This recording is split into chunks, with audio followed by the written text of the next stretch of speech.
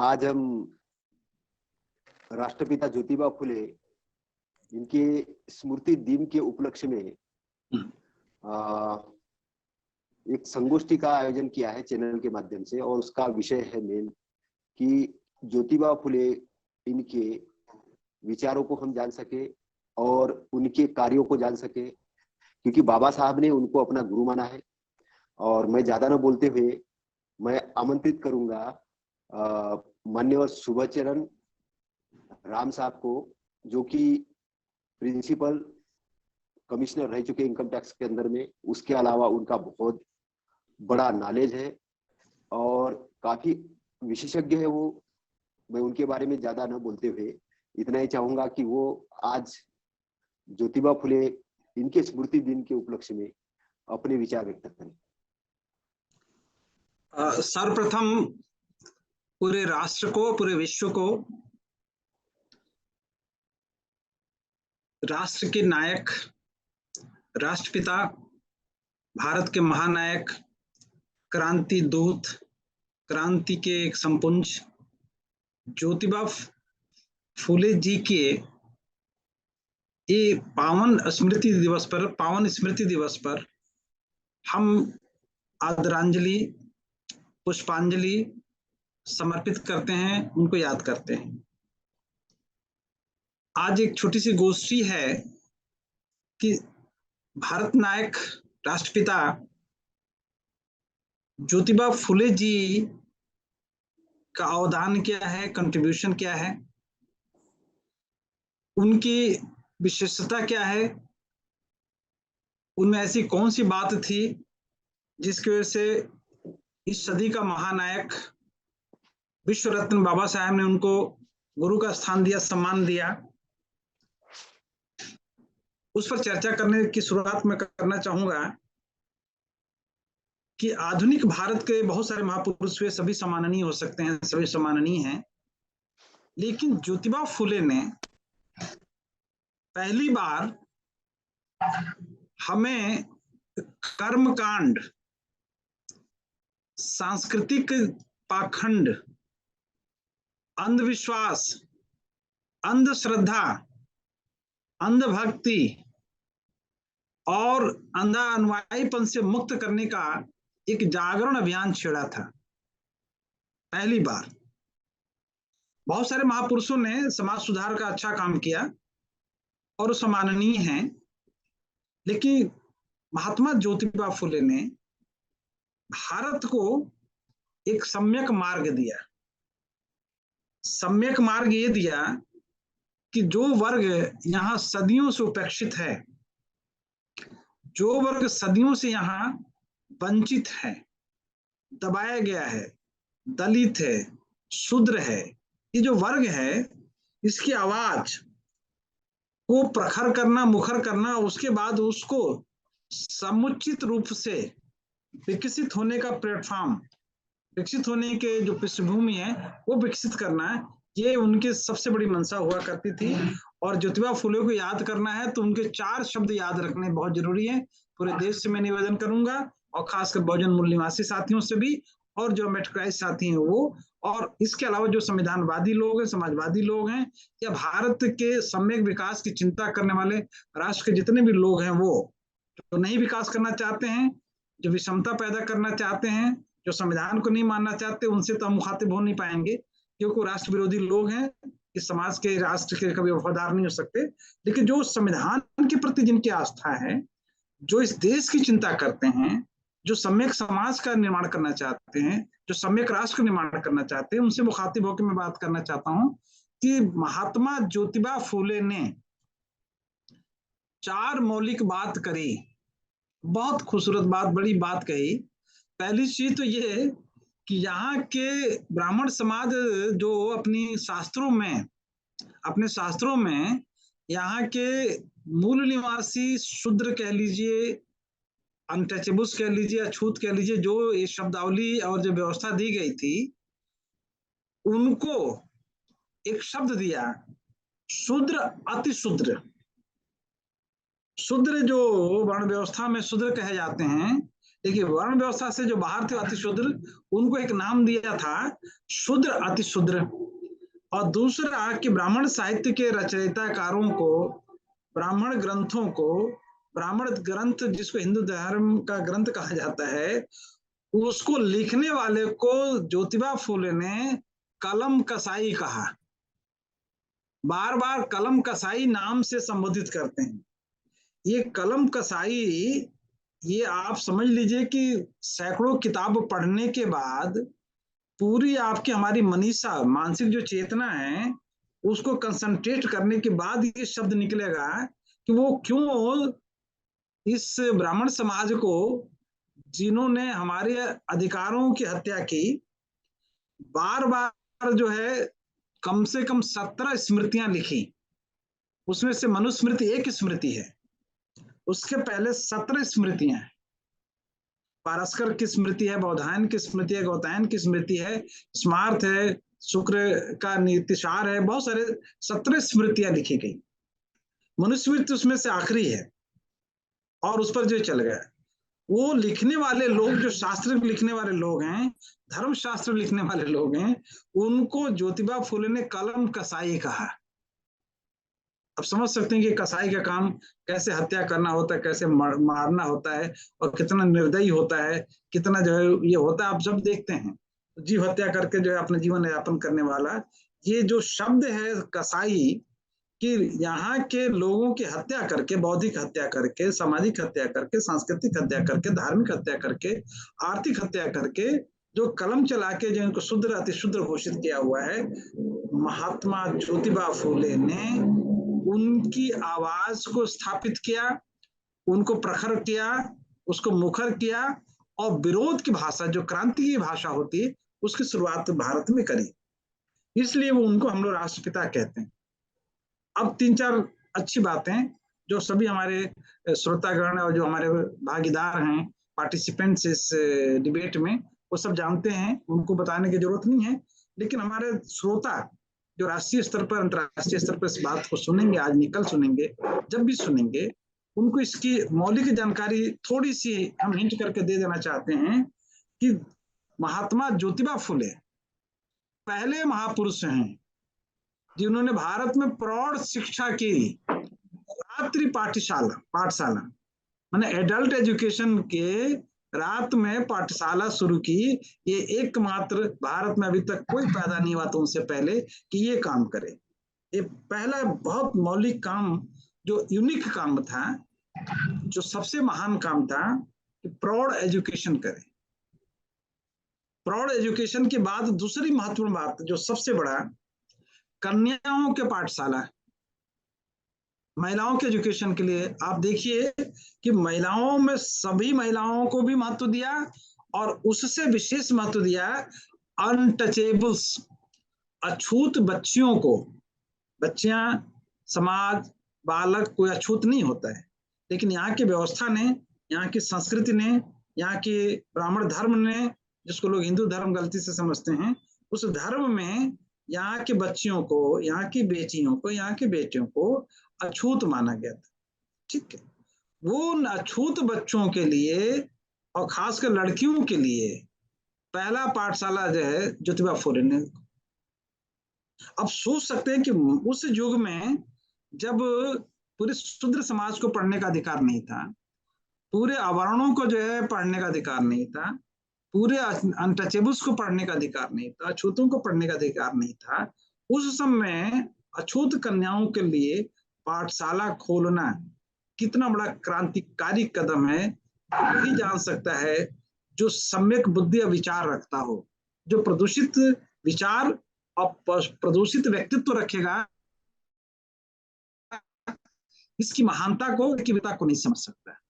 इसलिए हमें और आप सभी लोगों को इस चीज को अधोरेखित करना है, इसको हाईलाइट करना है, इसको बढ़ाना है कि महात्मा ज्योतिबा फूले कितने बड़े क्रांतिकारी व्यक्तित्व के धनी व्यक्ति थे, कितनी बड़ी क्रांतिदर्शिता थी उनमें। अब एक और इंपॉर्टेंट बात, कि पुणे म्युनिसिपल कमिश्नर भी रहे हैं। ये बहुत कम लोगों को जानकारी है कि फुले म्युनिसिपल कमिश्नर रहने के बाद वो पहले महापुरुष हैं भारत के। गांधी जी भले वहां से सीखे होंगे और जरूर सीखे होंगे, वो पहले आदमी है जो सफाई अभियान छेड़ा था। ज्योतिबा फुले जी पहले महापुरुष हैं भारत के जिन्होंने डस्टबिन रखवाया था, और खासकर उन मोहल्ले में रखवाया था जहां लोग कचरा जो घर का जो सब रोड पर फेंक देते थे, वहां उस जमाने में डस्टबिन रखवाया। वो पहले महापुरुष हैं म्युनिसिपल कॉर्पोरेशन का कमिश्नर होते हुए कि शराब की जो दुकान दलित बस्ती में खुल रही थी, अछूत बस्ती में खुल रही थी, उसका भी विरोध किया, और प्रोमिनेंट प्लेस पर भी खुल रही थी उसका भी विरोध किया। देखिए उसकी उनकी महानता कि गरीब बस्ती में, अनटचेबल्स की बस्ती में न खुले, और दूसरा परमानेंट प्लेस पर भी न खुले ताकि कोई भी जाकर निकले। वो कहते हैं कि शराब की दुकान, जो अंग्रेजों का जमाना शराब की चल रही थी, तो कहीं गली कुचे में ऐसी जगह खोलो जो परमानेंट प्लेस पर ना हो। आप सोच सकते हैं उस व्यक्ति की विराटता, कितना दूरदर्शी थे उस जमाने। सफाई अभियान म्युनिसिपल कॉर्पोरेशन में पहली बार ये हुआ है कि बैलगाड़ी आती थी और कचरा जो है बैलगाड़ी पर उठा के लेके फिर वो बाहर फेंका जाता था। ये सफाई अभियान लोगों ने अभी सीखा है शायद, अब जो है थोड़ा लोगों की चेतना जागृत हुई है। अब लोगों को वहां के देश को स्वच्छ रखना चाहिए। स्वच्छता अभियान का आदि पुरुष भारत में आधुनिक युग में, स्वच्छता अभियान का आदि पुरुष महापुरुष ज्योतिबा फुले जी है। उससे प्रेरणा लेके शायद महात्मा गांधी जी और आधुनिक आज की हमारी सरकार शायद वहां से प्रेरणा ली हो, और यदि प्रेरणा ली है तो उनका नाम प्रोमिनेंटली लेना भी चाहिए। हम हमारे महापुरुषों से विचारधारा ले रहे हैं, विचार ले रहे हैं, व्यवस्था ले रहे हैं, उनकी सारी चीजें ले रहे हैं, लेकिन लोग उनका नाम लेने से बचते हैं, उनको सम्मान देने से बचते हैं, उनको राष्ट्रपिता कहने से बचते हैं, उनको भारत रत्न कहने से बचते हैं, उनको विश्व की जो है एक धरोहर कहने से बचते हैं। इससे प्रमाणित होता है कि इस देश में विषमतावादी लोग सचमुच के जो महापुरुष हैं उनका सम्मान करना वो सीख नहीं पाते हैं, कि उनका संस्कार, उनके माँ बाप ऐसे संस्कार, ऐसी संस्कृति, ऐसी सभ्यता के आचरण देते ही नहीं। इसलिए हमारी आपकी जिम्मेदारी बढ़ जाती है कि उन महापुरुषों को, जिन महापुरुषों ने आधुनिक भारत के निर्माण की आधारशिला रखी है, मार्ग दिया है, उसको हम याद करें। 28 नवंबर 1890 में ज्योतिबा फुले जी हमारे बीच में नहीं रहे, परिनिर्वाण दिवस है। हम सभी लोग उनको आदरांजलि देना चाहते हैं, श्रद्धांजलि देना चाहते हैं, पुष्पांजलि देना चाहते हैं, स्नेहांजलि देना चाहते हैं। श्रद्धा शब्द प्रॉपर नहीं माना जाता है, ठीक है, मैंने इसलिए बोला कि लोग जो है समझ लें, तो कई बार पूछते हैं कि श्रद्धांजलि तो दिया ही नहीं, ठीक है। अदरवाइज ये श्रद्धा शब्द ही गलत है। ये श्रद्धा जो है लोगों को भक्त बनाता है, भक्त का मतलब गुलाम बनाता है, और जो गुलाम होता है उसकी बौद्धिक चेतना कभी जागृत हो ही नहीं सकती, वो हमेशा गुलामी के मार्ग को मजा लेगा। और जब गुलामी में एक बार लोग मजा लेना शुरू कर देते हैं, तो बड़े से बड़े ऑफिसर हों, बड़े से बड़े टीचर हों, बड़े से बड़े एडवोकेट हों, जजेस हों, वो आराम से धागा होगा बांधेंगे, बड़ा सजा अपना उसमें मजे लेने लगते हैं। उनको लगता है कि यही महान काम है, यही हमारा प्रतीक है, यही हमारा सब कुछ है। तो ठीक है, इस महापुरुष जिसके हम स्मृति दिवस पर एकत्रित होकर अपनी बात रखना चाहते हैं, सुनना चाहते हैं, उस महापुरुष का एक बहुत बड़ा योगदान, इतना बड़ा योगदान, इतना बड़ा योगदान कि आप आश्चर्य लगाए सोचेंगे कि जो उन्होंने अपना विल लिखा, विल की कॉपी मेरे पास है, मैं ये विल की कॉपी उनकी मैंने जेरॉक्स कॉपी करके पूरा एक सेट बनाया हुआ है। इस तरह के सारे एविडेंस रखना जरूरी होता है।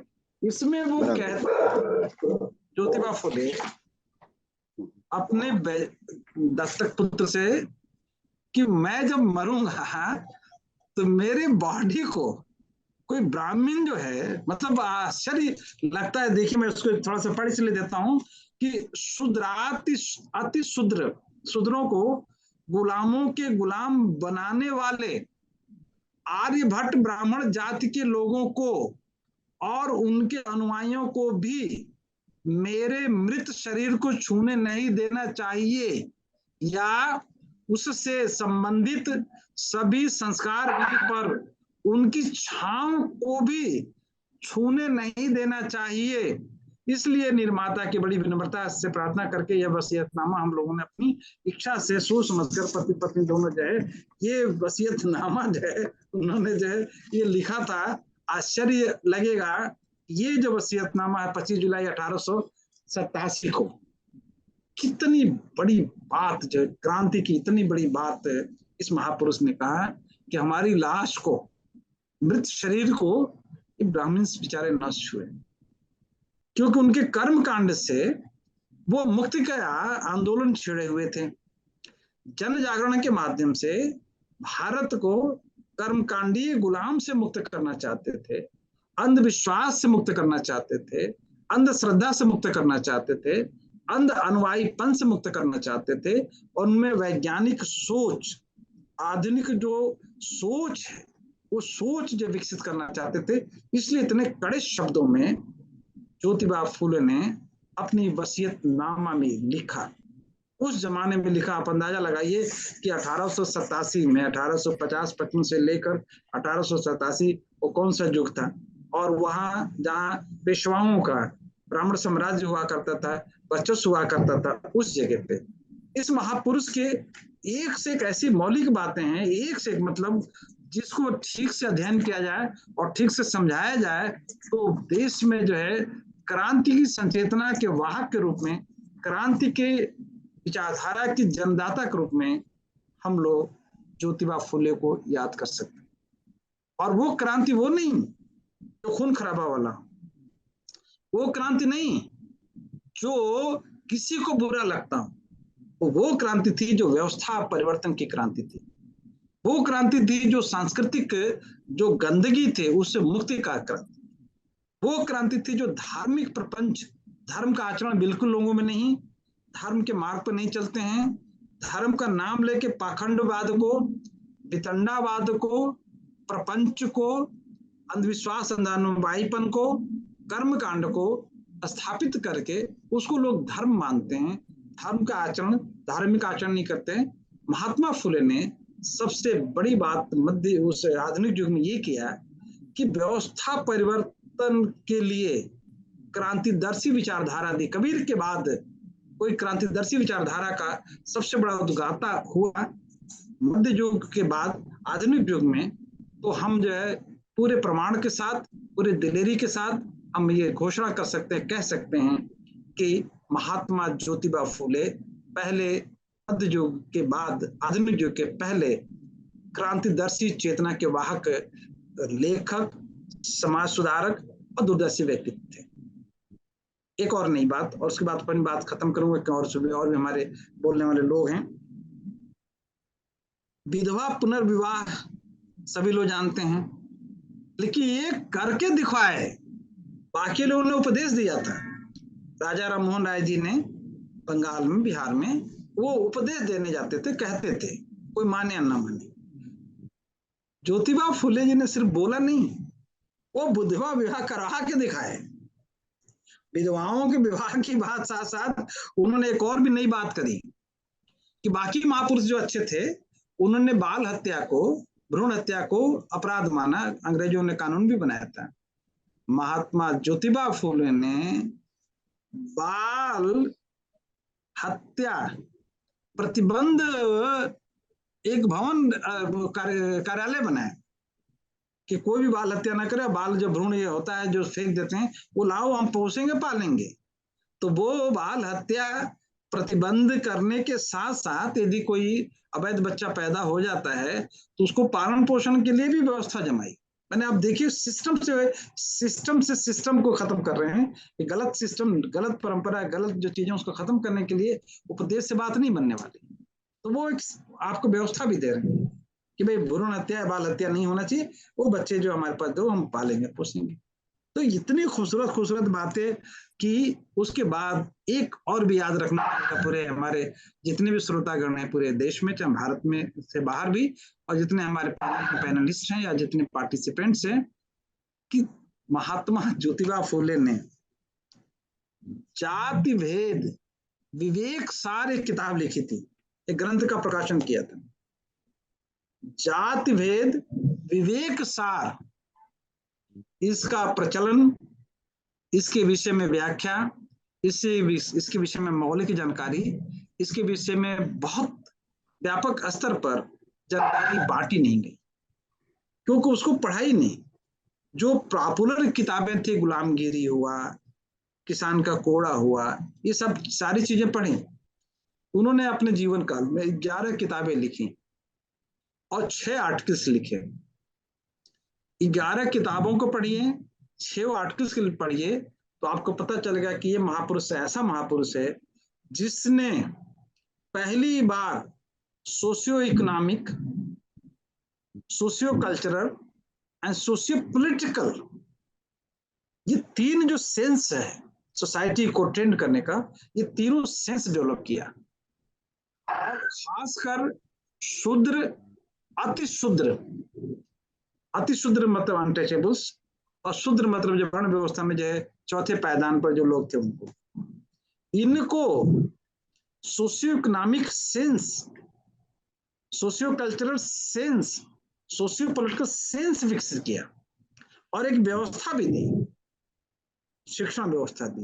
हंटर कमीशन के पास जब वो जाते हैं, हंटर कमीशन के बारे में मेरे पास रिपोर्ट है कि हंटर कमीशन का रिपोर्ट है। हंटर कमीशन के रिपोर्ट को आप देखें, वहां उन्होंने वो निवेदन किया था हंटर कमीशन में, महात्मा ज्योतिबा फुले ने प्राइमरी एजुकेशन और सरकार की जिम्मेदारियों का एहसास करवा रहे हैं। आप जरा देखिए, और कहते हैं कि स्पेशल फंड्स देना चाहिए एजुकेशन के लिए, उसमें सभी वर्ग के लिए, सभी जातियों के लिए, और उसी में स्पेशल बात करते हैं कि जो शुद्र अति शुद्र हैं उसको अलग से फंड देके उनको प्राइमरी एजुकेशन देना आपका दायित्व है।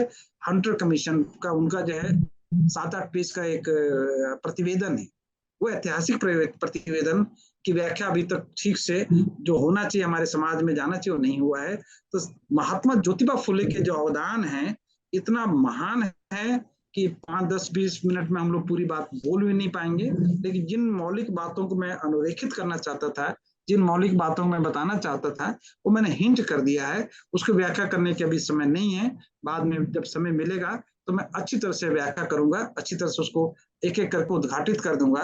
वो उद्घाटन से जो है हमको जो क्लैरिटी आ जाएगी, क्लैरिफिकेशन आ जाएगा, और उसके भीतर छुपा हुआ जो सार है, उन्होंने बोला ना कि उन्होंने जाति विभेद जो है विवेक सार, तो विवेक सार में वो इतनी मौलिक बातें करते हैं जिसका मतलब अंदाजा लगाना बड़ा मुश्किल काम है।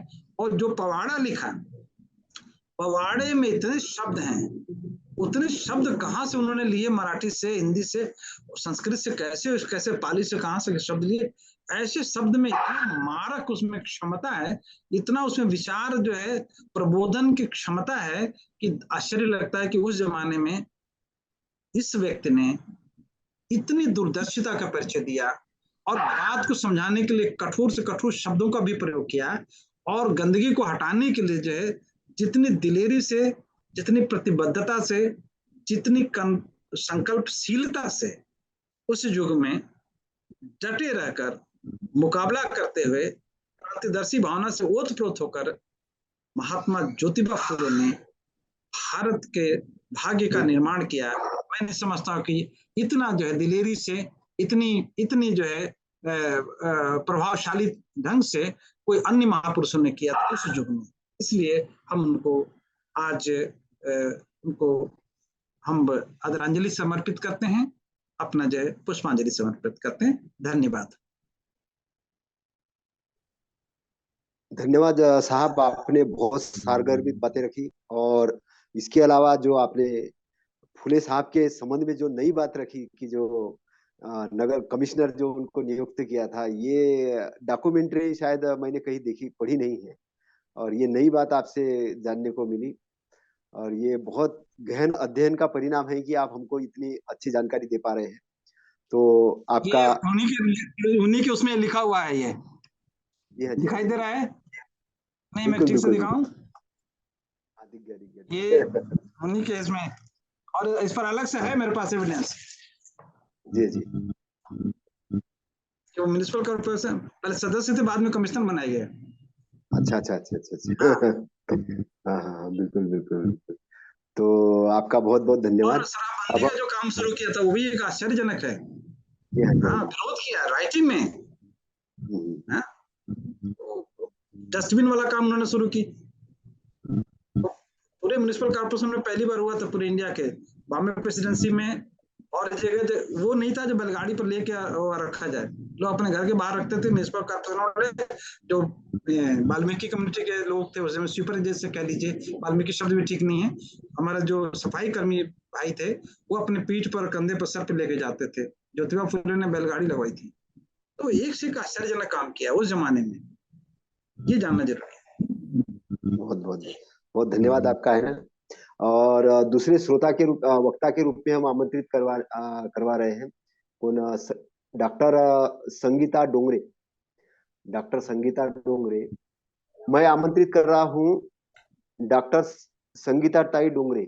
आप गवर्नमेंट कॉलेज के अंदर में प्रोफेसर है, और आपका लिखान भी है, आपने कुछ किताबें भी लिखी है, आप विभिन्न सेमिनार के अंदर में भी जाते हैं, और इसके अलावा आपका काफी अच्छा नाम है, और आपको महाराष्ट्र गवर्नमेंट की तरफ से सम्मानित भी किया जा चुका है। तो मैं आमंत्रित करता हूँ डॉक्टर संगीता डोंगरे, संगीता ताई डोंगरे। आप महात्मा ज्योतिबा फुले इनके स्मृति दिन के उपलक्ष्य में अपने विचार रखेंगे। डॉक्टर संगीता ताई डोंगरे। जय भीम। जय भीम, जय Bhim. I pay my homage to Mahatma Jyotiba Phule, the social reformer, the thinker, the social reformer, writer, the thinker, the anti-caste. I pay my homage to Mahatma Jyotiba Phule, the one of the social reformer, writer, the thinker, and the poet from Maharashtra.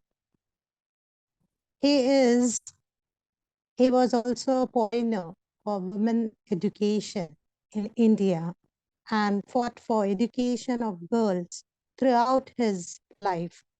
Jyotiba Phule made a significant contribution to women's empowerment and girls' education.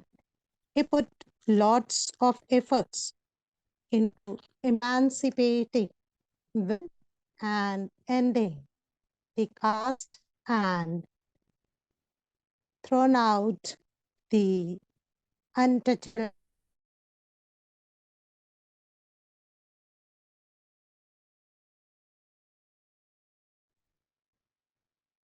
The efforts that took Phule for educating women and number of lower caste in what made him the most famous today. Today, I will like to emphasize on his contribution to the field of education and women empowerment.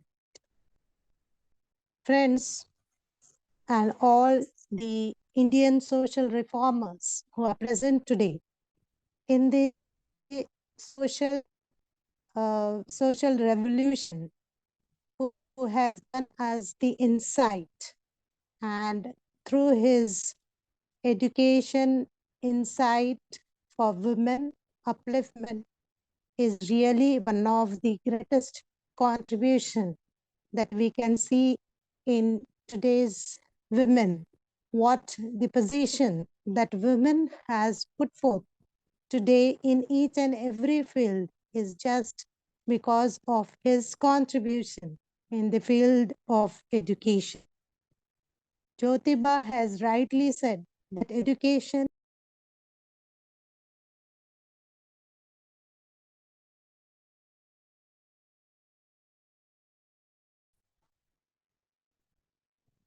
he has rightly put forth the importance, the significance of education. And education is the primary requirement of men and women.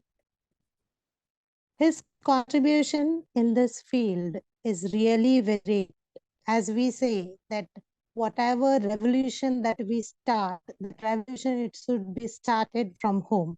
So Savitribai Phule, Jyotiba's wife, backed his efforts in the graduate women and girls the right to an education.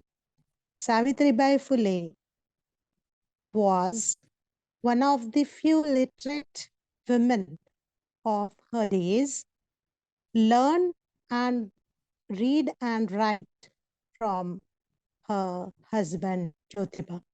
So at present status, when we see that in many of the field, we all see that not only the men's are doing well in each and every field, but the contribution of women and the support of husband today also really means a lot. If both are equally treated, so definitely India will be at the stage of the world developed country.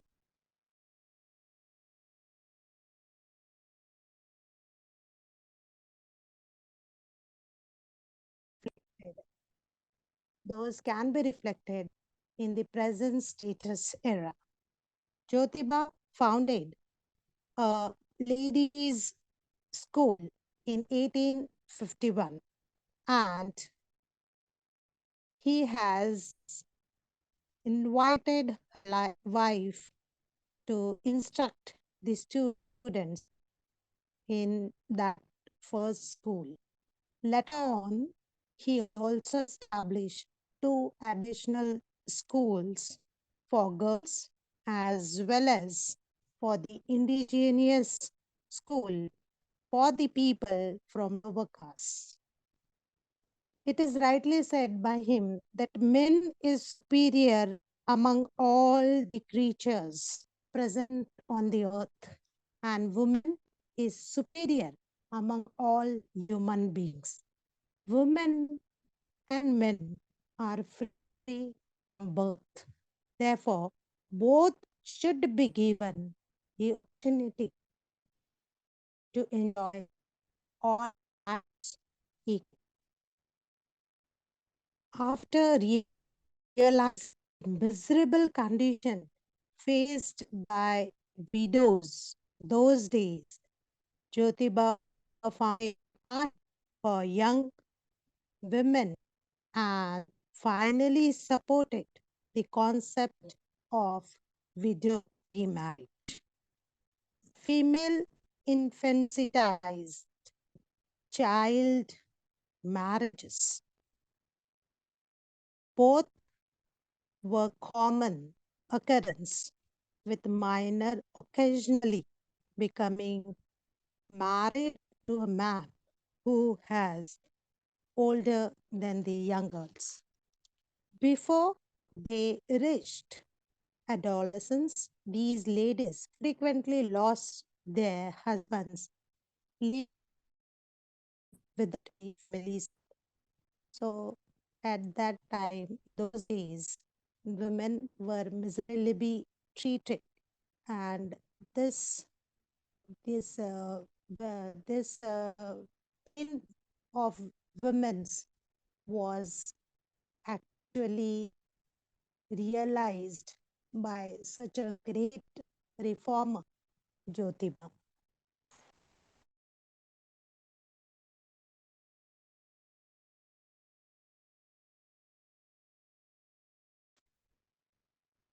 Jyotiba, who was distressed by this situation, and due to that only, he has founded in 1854 to protect this poor child from dying at the brutal hands of society. The idea behind Mahatma Jyotiba Phule never-ending struggle against societal stigma, which also still incredibly relevant today.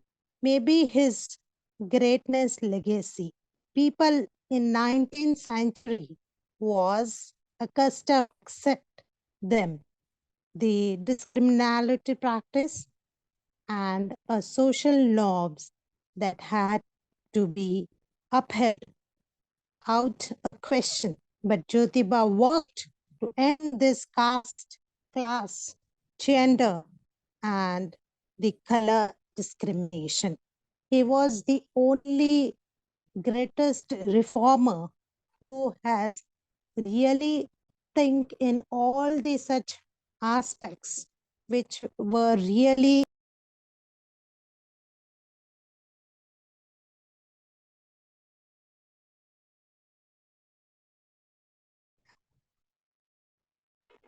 so such knobs and such type of discrimination was there during those days. He was forerunner of a novel societal reform concept.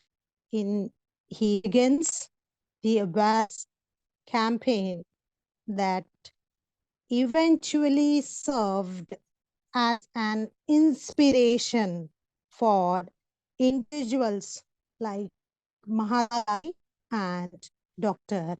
Babasaheb Ambedkar. State birth also subsequently conducted and signifies the action to end caste operations.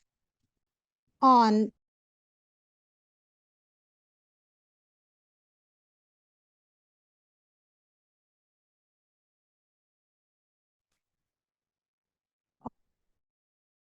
the 18th century,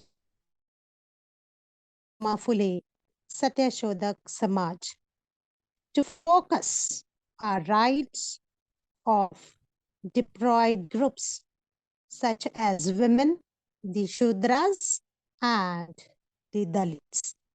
Through that, the Samaj, he opposed idolatry and denounced the caste system. Satyashodak Samaj campaign for the spread of a rational thinking by rejecting the need for the priests. I would like to quote Jyotiba's very important question that the true education signifies empowering others, earning the world a better or little better than the one are found. So friends, whatever the women, those who are working today in all the fields, just due to the contribution given by Jyotiba Phule. I salute him for his effortless, tireless, and the work he has done in empowering women. So his contribution is really what we actually seeing in today's era of women empowerment. The main weapon that he has given today to all the Indian women is the education, because this education, it really inspired us to become one of the supportive system along with the men in this present era of success. So I think in present era, whatever women contribution, whatever women empowerment that we are there in today's era of whatever innovative thing we are contributing to India is just because of this greatest reformer, Jyotiba Phule. Not a single field where women have not touched by the women. So in each and every field, it can be field of education, in the field of leadership, in the of entrepreneurship, women are there in all the field, and this great contribution, it goes to Jyotiba Phule. I salute once again for his contribution in the field and in the field of women empowerment. Friends, whatever society today is facing, this discrimination is still there in the present era, and it can be eradicated only through the education and the education system that we are there in present is what we all are going to opt, that is the national education policy. And this national education policy 2020, it would really help all the sectors of the social, economical, political, and very well the researchers, those who are working in India. I am also one of the scientists who is working today in the field of I got 2 Indian patents and one of the Australian patent designing just now I have received. So I give all this, I vow to Mahatma Phule ji for his greatest that we women stand today in this 21st century. Thank you so much.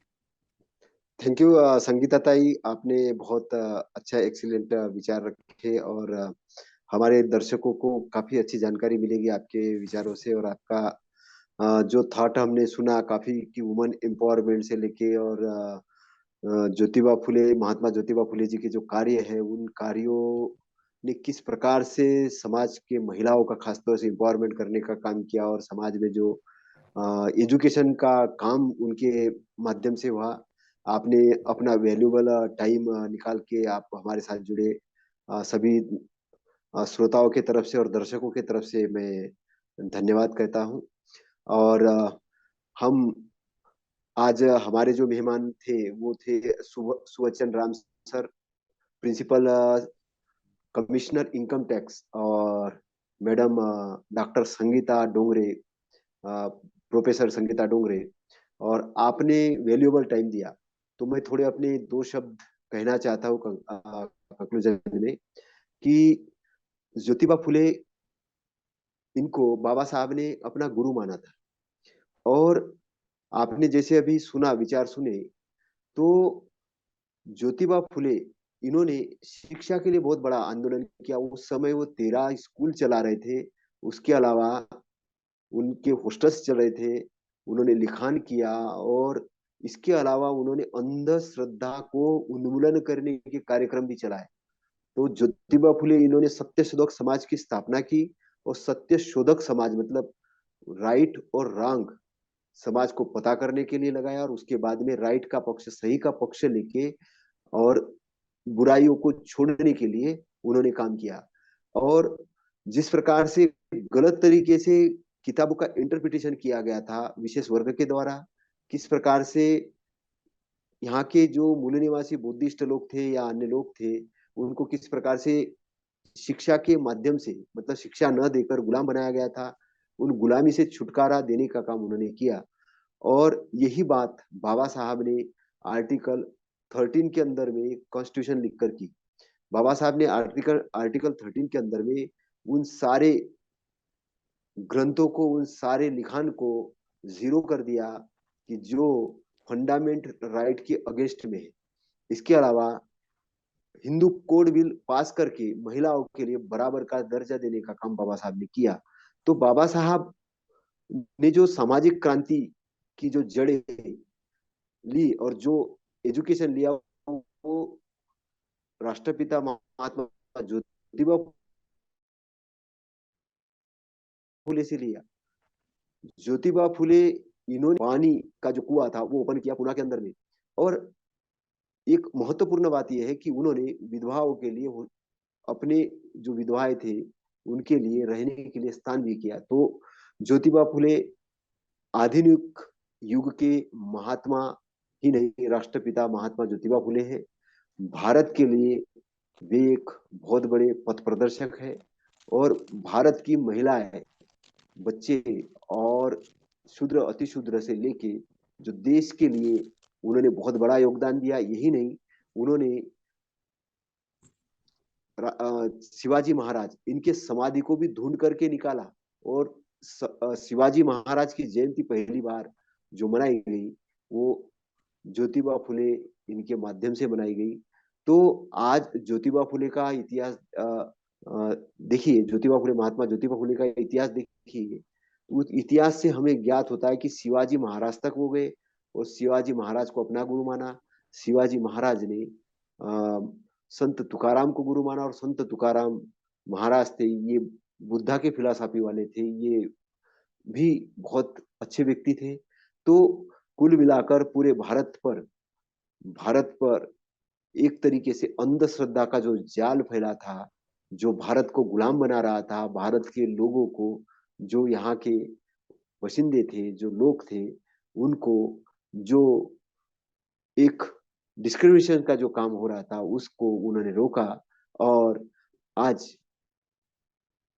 Jyotiba Phule इनके स्मृति दिन के उपलक्ष्य में हमने ये आयोजन किया था। और इस आयोजन में आपने भाग लिया, आपने बहुत गहराई से ध्यान देकर सुना। आपका तहे दिल से धन्यवाद। नमो बुद्धाय। जय भीम।